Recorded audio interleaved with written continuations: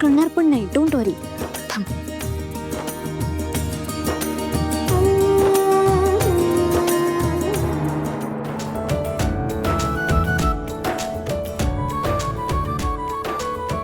चल switch off कर आता, स्विच ऑफ कर. तिथाच फोन येतोय. हॅलो, आवडला ना केक? हो, मी घेऊन येते. पैसे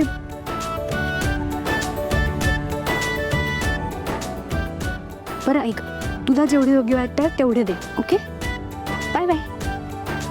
तर स्विच ऑफ कर का? हो, करते करते.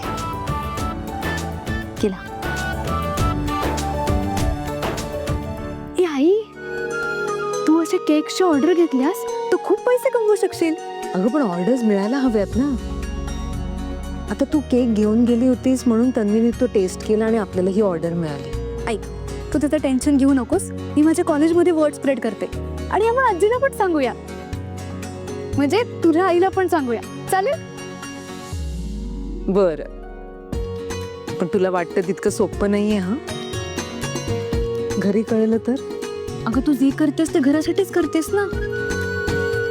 घरी बसून पैसे मिळवणार आहेस, कशाला कोण नाही म्हणेल.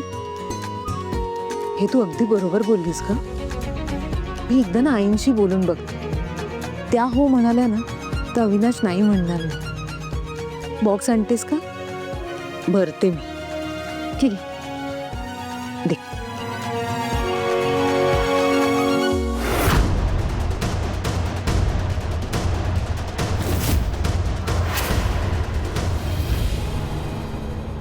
काही दाखवतात म्हणे सासू आणि सून मायलेकीसारखे वागतायत. शक्य तरी आहे का?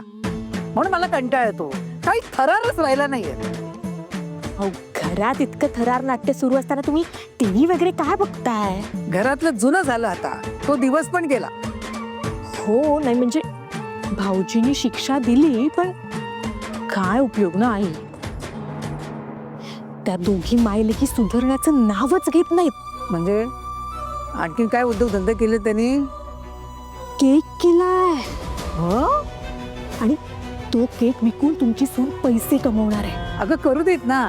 तो विकून 4 पैसे कमवत असेल तर बरंच आहे ना. नाही आई, तुम्हाला तिचा हेतू समजत नाहीये.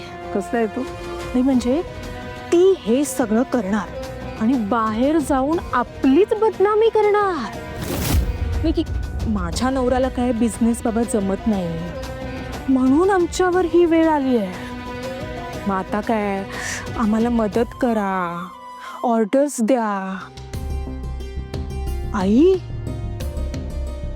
घरची सून हे असं करून पैसे कमवणार आणि तेही आपल्या घरात